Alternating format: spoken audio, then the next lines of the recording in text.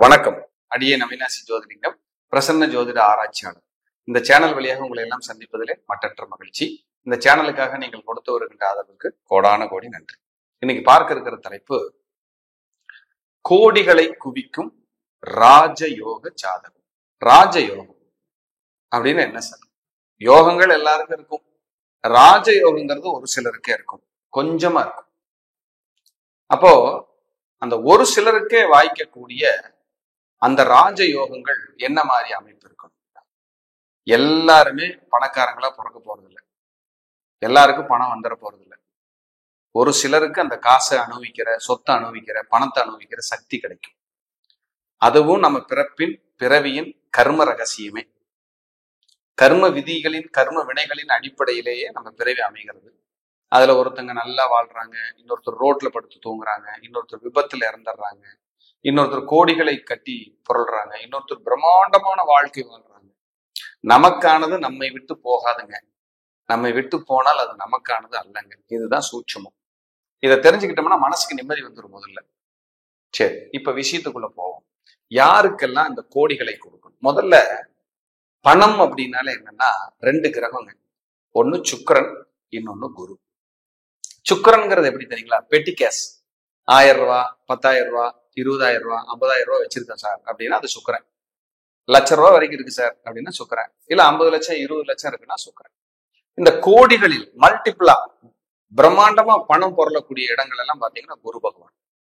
குரு தான் பெரிய பணங்களை கொடுக்கறதுக்கான அதிகாரம் கொண்டவர்.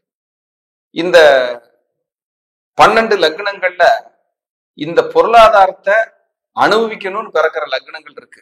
எல்லாருக்கும் பணம் வந்துடாது. ஆனா பணம் அப்படிங்கறதுக்கான கொடுப்பனைக்கான லக்னம்னு பாத்தீங்கன்னா விருச்சிக லக்னம் தான். ஏன்னா அவங்களுக்கு தான் 2ஆம் அதிபதியா 5ஆம் அதிபதியா வருவார், குருவாவே வருவார். இது ரொம்ப ஒரு ஸ்பெஷல். இது எல்லாரும் நீங்க விருச்சிக லக்னத்துல பிறந்தவங்க எல்லாருமே காசு வச்சிருப்பாங்கன்னு சொல்லல. விருச்சிக லக்னம்னா அந்த பணம் பொருளாதாரத்துக்கான அந்த எலிஜிபிள் உள்ள ஒரு லக்னம்னு சொல்ல வர, நல்ல ஒரு அந்த கடாட்சம் இருக்கிற லக்னம்னு சொல்ல வர. அது இருக்கும். எப்படியாவது எனக்கு பணம் வந்துடும் சார், ஏதோ ஒரு ரூபத்துல வந்துடும் சார்னா விருச்சிக லக்னத்துக்கு அது இருக்கும் அப்படிங்கிறதா உண்மை. அப்போ விருச்சிக ராசிக்கு ஒத்து வருமா சார்னா 50% நம்ம எடுத்துக்கோமே. அப்ப பாருங்க, இந்த குரு சுக்கிரன் தான் பணம். உங்க ஜாதகத்துல 2ஆம் அதிபதி அப்படிங்கிறத பணத்துக்கானவர். இது பேசிக். இப்ப நான் சொல்ற கருத்துக்கள் எல்லாமே பொதுப்படையானது. உங்க ஜாதகத்தை பார்த்து நீங்கள் அதுக்கப்புறம் அதை மேம்படுத்தி கொள்ளலாம். பொதுவான கருத்துக்களை நான் பேசியிருக்கிறேன். இது ஒரு 80% கண்டிப்பா உங்களுக்கு பொருந்தி வரும். அப்போ ஒரு ஜாதகத்துல பணபரஸ்தானம்னு இருக்கு. கேந்திரங்கள், திரிகோணங்கள், உபஜயஸ்தானங்கள், பணபரஸ்தானங்கள், இப்படி எல்லாம் நம்ம ஜாதகத்தை பிரிக்கிறோம். பணபரஸ்தானங்கள்னா என்ன சார் அப்படின்னா 2, 5, 8, 11 இதெல்லாம் பணபரஸ்தானம். இந்த 2ஆம் அதிபதி, 5ஆம் அதிபதி, 8ஆம் அதிபதி, 11ஆம் அதிபதி எங்காவது ஒரு பக்கம் கனெக்ட் ஆயிடுச்சுனாலே சூப்பர். அவங்களுக்கு பணபரஸ்தானம் பின்னி எடுத்துரும். அருமையா இருக்கும். கோடிகள் லட்சங்கள்ல தான் பணம் பொறணும். இதுல மாற்றுக்கிறதுக்கு இடமே இல்லை. அதே போல உங்க ஜாதகத்துல 2, 5, 9, 11 கனெக்ஷன் இருந்து 2ஆம் அதிபதியோ, 5ஆம் அதிபதியோ, 9ஆம் அதிபதியோ, 11ஆம் அதிபதியோ தசை நடந்து அந்த தசாநாதர்கள் போய் இந்து லக்னத்திலேயோ புஷ்கர நவாம்சத்திலேயோ அமர்ந்திருந்தால் நீங்கள் நிச்சயம் கோடீஸ்வரர்களே. இதுல மாற்றுக்கிறதுக்கு இடமே கிடையாது. இதுதான் கோடீஸ்வர யோகம். நல்லா கவனிச்சு இந்த விதிகளை மறுபடியும் உள்வாங்கி எழுதி வச்சு கவனிங்க. உங்க ஜாதகத்தில் 2ஆம் அதிபதியோ, 5ஆம் அதிபதியோ, 9ஆம் அதிபதியோ, 11ஆம் அதிபதியோ ஒன்றுக்கொன்று தொடர்பு கொண்டு தசாயோ புத்தியோ, புத்தி விட்டுருங்க, தசை நடந்து அந்த தசாநாதர்கள் அமர்ந்த இடம் இந்து லக்னமாக இருந்து அல்லது இந்து லக்னத்தின் அதிபதியோடு இணைந்து புஷ்கர நவாம்சத்தில் இருந்தால் நீங்கள் நிச்சயம் கோடீஸ்வரர்களே. இதுல மாற்றுக்கிறதுக்கு இடமே. இதெல்லாம் இல்லைன்னா வராதுங்க, கிடைக்காதுங்க. சும்மா போட்டுட்டு நம்ம தலைவலி பண்ணிக்கிறது வேஸ்ட். அதான் உண்மை. அப்படி அதை ஆக்கர்ஷணம் பண்ணிக்கிறதுக்கு ஒரு விதி இருக்கு. நம்ம பொருளாதாரத்தை ஈர்த்துக்கலாம், இழுத்துக்கலாம். நமக்கு ஏதாவது ஒரு தேவைக்கு நம்ம அதை பண்ணிக்கலாம்னா அந்த ஆக்கர்ஷணம் பண்றதுக்கு உங்க ஜாதகம் ஒத்துழைச்சு. இப்ப நான் ஒரு ஜோதிடரா இருக்கேன், நான் பலன் சொல்றேன். என்கிட்ட ஜோதிலிங்கம் கிட்ட போனோம், பரிகாரம் சொன்னாரு, பழிச்சதுங்கிறதெல்லாம் அப்புறம் நீங்க என்கிட்ட வந்து பரிகாரம் சொன்னா, பரிகாரம் வாங்கிட்டு போனா, பரிகாரம் கேட்டுட்டு போனா பழிக்கணுங்கிறது முதல்ல எனக்கு விதி இருக்கணும். இருந்தாதான் உங்களுக்கு பழிக்கும். இதுதான் சூட்சம். இறைவன் ஏதோ அதை நம்ம கருணை கொடுத்திருக்காரு. நம்ம சொல்லும் போது அது பழிக்குது. நிறைய பேர் நல்லா இருக்காங்க. எல்லாரும் நல்லா 100ல 100ன்னு சொல்ல மாட்டேன். கண்டிப்பா 85% சூப்பரா இருக்காங்க. இது எந்த மாற்றுக்கிறதுக்கு இடமே கிடையாது. அப்ப கோடிகளை குவிக்கணும்னா அந்தந்த தசா புத்திகள் நமக்கு வரணும். முதல்ல 70 வயசுல வந்து பிரயோஜனம் இல்லை, 20 வயசுல வந்து பிரயோஜனம் இல்லை.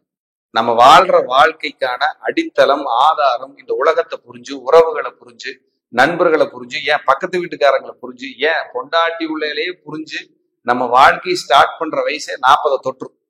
அது வரைக்கும் ஒன்றும் தெரியாது. ஏமாந்துருப்போம், இழந்திருப்போம், அடிபட்டிருப்போம், எல்லாத்துக்கிட்டையும் கெட்ட பேர் வாங்கியிருப்போம். எல்லாம் இழந்து முடிஞ்சுதுரா மாப்பிள்ள, அவர் அவ்வளவுதான்டா ஜோலிடான்னு சொல்லும் போது ஒருத்தன் எந்திரிச்சு நிப்பா பாருங்க, அங்கதாங்க நிக்குது அந்த யோகங்கள். அதாங்க பெரிய வெற்றி.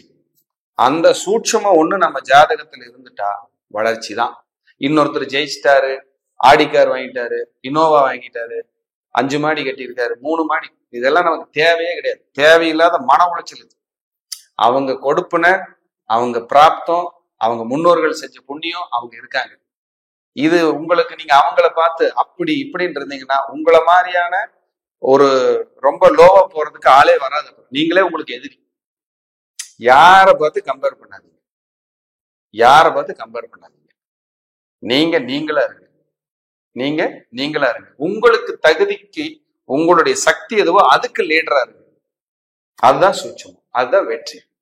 அதை விட்டுட்டு அவர் இப்படி இவர் இப்படி, இது தேவையே இல்லை. ஏன் என்னை விட ஒரு ஜோசியர் நிறைய சம்பாதிக்கலாம், அவர் ரொம்ப நல்லா இருப்பார், இருக்கட்டும், அது அவருடைய புண்ணியம். என்னை விட ஒருத்தர் லோவா இருக்கலாம், அவரோட கர்மா, பாவம் அது. அதை விட்டுட்டு அவர் எப்படி டெய்லி 50 கிளைண்ட் பாக்குறாரு, ஆடிக்காரில் தான் வந்துட்டு போறாரு, அது எனக்கு தேவையில்லை. என்ன காரணம்? அது அவருடைய பிராப்தம் சார். அந்த பிராப்தம், அந்த கிரகங்கள் கொடுத்த புண்ணியம், இறைவன் கொடுத்த அருளாசி, அதுல பொறாமப்பட்டோம்னா கிரகங்களுக்கும் இறைவனுக்கு தான் நம்ம துரோகம் பண்றோம்னு அர்த்தம். நாமளே ஏமாத்திக்கல, அதெல்லாம் 2வது. அப்போ இயற்கை பாருங்களேன், எவ்வளவு ஒரு விஷயத்த நுணுக்கமா ஒருத்தருக்கு ஒருத்தர் லிங்க் பண்ணி கரெக்டா கொண்டு போயிட்டு இருக்குன்னு நம்ம தாங்க அதை புரிஞ்சுக்கிறது இல்லை. எல்லாருமே பிறந்த உடனே கோடீஸ்வரங்களா? சிலர் சொற்பமா இருப்பாங்க, எல்லாருக்கும் அது கிடைச்சிடாது. ஆனா ஒரு குறிப்பிட்ட வயசுல, ஒரு 40 வயசு 45 வயசுக்கு மேல வளர்ந்து ஜெயிச்சு முன்னேறி இப்படிதான் வருவாங்க. எத்தனையெல்லாம் இழந்து மேல வருவாங்க. யாருக்கெல்லாம் பாக்கியாதிபதி 5ஆம் அதிபதி 6, 8, 12 மறையுதோ அவங்களுக்கெல்லாம் 40 வயசுக்கு மேல எப்ப யோக திசை வருதோ அப்ப எல்லாத்தையும் இழந்து ஒரு ரவுண்டு மேல வந்து உயர வந்து ஜெயிச்சு முன்னேறியே ஆவாங்க. இது மாறவே மாறாது. பிறக்கும் போதே கட்டத்துல அந்த விதையை போட்டுதான் அனுப்பியிருக்காரு இறைவன். 9 கிரகம் எங்க உட்கார்ந்து இருக்குதோ அந்த வேலையை சேர்ந்து அது உட்கார்ந்து இருக்கு. அது மாறி செய்யறதுல அது உட்கார்ந்து இருக்குல்ல. காம்ப்ரமைஸ் ஆகாது கிரகம். ஜோசியத்திலையும் காம்ப்ரமைஸ் கிடையாது, கிரகத்திலையும் காம்ப்ரமைஸ் கிடையாது. காம்ப்ரமைஸ் ஆகணும்னு விதியும் பிராப்தமும் அங்க எழுதியிருந்தா நீங்க போய் எந்த ஆலயத்தில் நின்னாலும் இறைவன் கண்முழிச்சு பார்ப்பான், கருணை காட்டுவான், கருமாவை நீக்குவான். இதுதான் சூட்சம். அதை விட்டுட்டு நாம எல்லாத்தையும் நான் மாத்திருவேன், நான் மாத்தி கொடுத்துருவேன்னா, எனக்கு அந்த மாதிரியான பிராப்தம் இருந்தா நான் செய்ய முடியும், இல்லைன்னா இல்லைங்க. கண்ணதாசன் சொன்னதான் மறுபடியும் இங்கேயும் சொல்ற, ஐயா அவர்கள் சொன்னதுதான், விதியை வெல்லவும் விதி வேண்டும். இதான் சத்தியம். இது நம்ம கட்டத்துல இருக்கா? மாத்திக்க முடியுமா? சரி பண்ணிக்க முடியுமா? நம்மளே முதல்ல பார்க்கணும். பார்த்துட்டு போய் பிரார்த்தனைகள் மூலியமா வெல்ல முடியுங்கிறதுல மாற்றுக்கிறதுக்கு இடமே கிடையாது. அப்போ ஒரு மோசமான தசை நடக்குது, ஒரு 7.5 சனி, ஒரு அஷ்டம சனி நடக்குது, ஒரு ராகு திசை, ஒரு கேது திசை, அதுல 7.5 சனி வந்துருச்சுன்னா சரணாகதி, இறையர். 3 விதிகள்ல ஒவ்வொருத்தங்களும் பிறக்கிறாங்க, 3 விதிகள்ல. அதை பேசின சப்ஜெக்ட் பெருசு. அப்ப அந்த கர்ம வினைகள் என்னங்கிறத நம்ம பார்க்கணும். அதுக்குத்தான் நம்ம பிரசன்ன ஜோதிடம்னு ஒண்ணு வச்சிருக்கிறோம், முன்னோர்கள் கொடுத்துருக்காங்க. எல்லாமே நல்லா இருக்கிற மாதிரி இருக்கு, ஆனா வெற்றியே இல்லை. பிரசன்னம் பார்க்கும்போது கர்மா என்னங்கிறது நம்ம கண்டுபிடிச்சு அதுக்கு தகுந்த இறை பரிகாரங்கள், ஆலய பரிகாரங்களை நம்ம கொடுக்கணும். நடக்கவே நடக்காதுன்னு அது வந்துருச்சுன்னு வைங்க பிரசன்னத்துல, நீங்க என்ன தலையிலன்னாலும் அதை நடத்திக்க முடியாது. நடத்த முடியும், ஆனா தடை இருக்குதுன்னா தடையை உடைக்க முடியும், தடையை சரி பண்ண முடியும். அதுதான் சூட்சம், ஜோசியத்தோட ஒட்டுமொத்த சூட்சம் அது. அப்ப எங்க எப்படி ஒளிஞ்சிருக்கு பிரச்சனை? தடையா, தொந்தரவா, இல்ல முடியாதா? முடியும்னா எப்போ? இதெல்லாம் பார்த்து பிரசன்ன ஜோதிடமும் சரி ஜாதகமும் சரி நமக்கு ஒத்துழைப்பு கொடுக்கும். அப்போ கோடீஸ்வர யோகம் அப்படின்னு உங்க ஜாதக கட்டத்தில் விதிகள் எழுதப்பட்டிருக்கும் போது அதை நடத்தி கொடுக்க தசாபுத்திகள் சம்மதிக்கணும். அது எப்படி இருக்கணுங்கிறத இதில் நான் பேசியிருக்கேன்.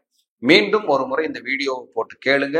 இது உங்களுக்கு கண்டிப்பா புரியும். எளிமையான விதிகள் தான், ஆனா வலிமையான விதிகள். மீண்டும் மீண்டும் இதை கேட்டுக்கிட்டே இருங்க, உங்களுக்கு புரியும் அப்படின்னு சொல்லி மீண்டும் ஒரு நல்ல பதிவில் உங்களை எல்லாம் சந்திக்கிறேன்.